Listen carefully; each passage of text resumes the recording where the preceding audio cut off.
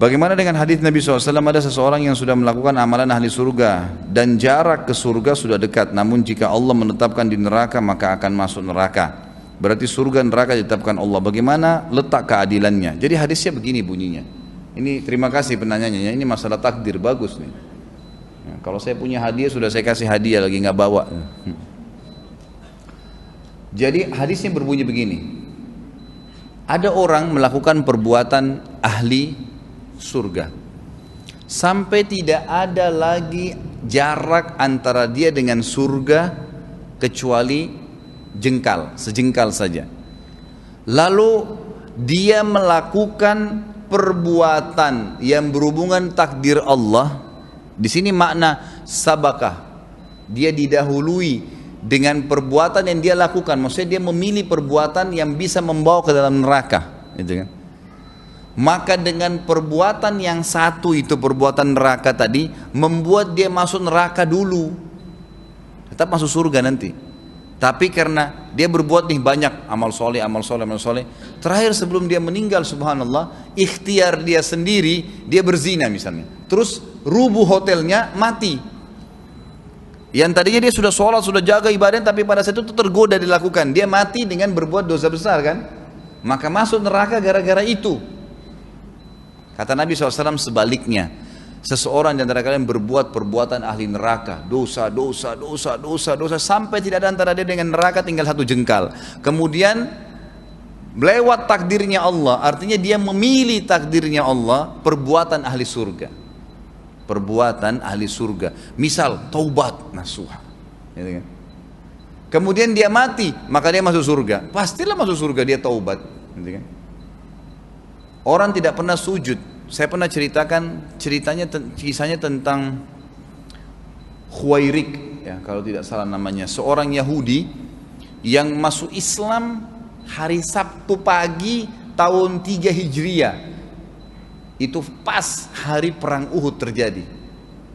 Waktu mendengar, ya, peperangan akan terjadi, dia pun akhirnya memanggil orang-orang Yahudi, mengatakan, "Hai Yahudi, kalian tahu nih Nabi nih, sudah dalam kitab kalian Taurat, dan dia sedang memanggil kita berjihad di jalan Allah. Kalau kalian tidak mau beriman, tetap ada dalam kitab Taurat, kita harus mendukung kalau orang membela jalannya Allah. Berarti kan harus ikut nih." Kata orang-orang Yahudi apa? "Ini hari Sabtu, kami nggak mau ikut-ikut, Sabtu tuh nggak boleh berperang." Alasan, gitu kan? Maka dia pun pulang, dia pun pergi ke nama Nabi SAW, dia syahadat, lalu dia mengatakan, "Ya Rasulullah, saya mau ikut perang." Kata Nabi SAW, "Silakan." Itu di waktu duha. Kita jam 8 pagi, jam 9 pagi, berangkatlah pasukan. Uhud ini, Bapak Ibu sekalian, kalau ini ibaratnya kota Madinah, Uhud itu cuma di sini. Kalau dari Masjid Nabawi ke Uhud itu cuma 3 km kurang lebih jaraknya, dekat sekali. Dulu ini Madinah, di sini ada pintu gerbang, ini Uhud. Jadi sebenarnya Uhud sekarang masuk Madinah, ya, masuk dalam kota Madinah. Cuman dulu ada benteng untuk pemukiman masyarakat. Uhud di luar benteng itu. Karena kalau untuk buat bentengnya Uhud itu kan besar sekali. Maka tidak masuk dalam kotanya. Nah, keluarlah pasukan Nabi SAW ke Gunung Uhud ini untuk melawan orang-orang Quraisy. Subhanallah, baru saja berkecamuk perang, si Khuwairik ini terbunuh, mati syahid. Apa kata Nabi SAW? Siapa yang mau lihat ahli surga yang belum pernah sujud sekalipun di umur hidupnya, ini orangnya. Syahadat, perbuatan akhirnya perbuatan ahli surga. Ini yang dimaksud hadisnya. Jadi maksud ini bukan berarti di sini dikatakan lalu bagaimana letak keadilannya. Masalahnya pemahamannya terhadap hadis, gitu kan? Jadi maksud ini adalah perbuatan dia sendiri. Makanya kita harus peka menangkap sinyal Allah Subhanahu wa taala. Sekali lagi, sinyal Allah. Kalau kita mau berbuat perbuatan dosa, coba peka. Pasti kita rasa ada hambatan-hambatan tuh. Pasti ada kayak berat melakukan, ada halangan, ada yang lihat, gitu kan? Ada telepon, ada halangan hujan. Ada saja subhanallah halangan, gitu kan? Tidak bisa. Yang paling sering kata ulama itu sinyal agar seorang hamba tidak berbuat dosa, ketakutan. Selalu Allah kasih ketakutan. Ketakutan luar biasa, was-was. Nggak ada orang buat dosa itu berani, nggak ada. Pasti takut.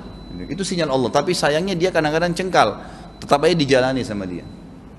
Makanya kata Nabi SAW, tidak ada orang yang masuk neraka wala yahliku illal halik, kecuali orang yang dasarnya mau memang mencelakakan dirinya. Karena kita kalau tidak buat dosa itu, apa masalahnya? Orang kalau tidak ke karaoke, kalau tidak minum khamr, kalau tidak berzina, kenapa? Putus tangannya, buta matanya, nggak ada apa-apa, gitu kan?